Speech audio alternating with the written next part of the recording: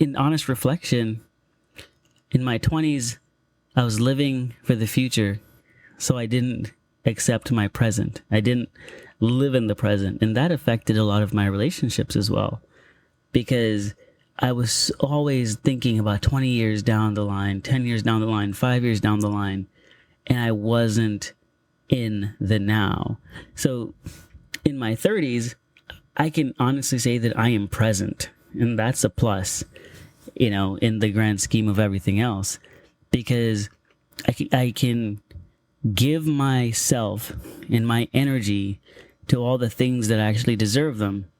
And I know now how to distinguish between the things that aren't worthy of my time. So 30 is a very beautiful number for me. To me, it's a milestone number, because if this is the worst part of my human existence, like this is supposed to be the most difficult part of my human existence, then my future is extremely bright. And all the things that I did in my 20s, they led me to this point right now. And I think that there were lessons that I couldn't possibly have understood in my 20s, simply because I didn't have the life experience to do so. And now I can be humble in my thoughts that, oh, okay, well, if something isn't working out, I don't just pour my energy into trying to fix things.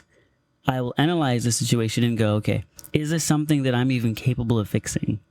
Like, I had this conquering spirit in my 20s, and in my 30s now, my spirit is about, okay, what is actually going on with the situation, whatever the situation is, maybe mentally, maybe emotionally, maybe,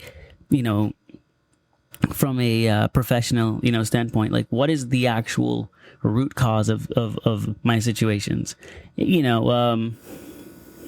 that someone's upset. Am I going to just look at what's in front of me right now? Or am I going to analyze the situation and, understand that they're, like most situations that deal with other human beings, they're nuanced.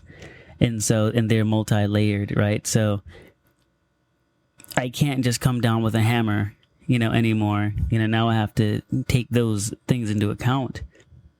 So 30s. One of the biggest changes I've noticed is that I have a very silent confidence now that I didn't have before. I remember in my 20s, I would say the things that I was going to do. And it's more rewarding when I just keep it to myself, and I know it's for me and not for everyone else, because in life, you're always going to have haters. And the haters, sometimes we pour so much energy into drowning out the negativity that we forget to focus on the positivity, the positive things in our lives, the things that are going right. We could have one minor thing that's going wrong, and we pour all of our energy to that, right? We become hyper-focused and so fixated on that one negative person or that one bad incident that happened. And now, those things don't affect me. Now is the era where the things that I was uncertain of before, those things are put in the background. And having the ability to say, you know what? I can't control what people say. I can't control how people feel. I can control my actions.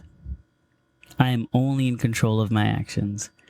And my best isn't for everyone else. My best is for me. That is the best thing that's ever happened in my 30s. Because for me, my best was I had to beat everyone in my 20s. I had to conquer everything in my 20s.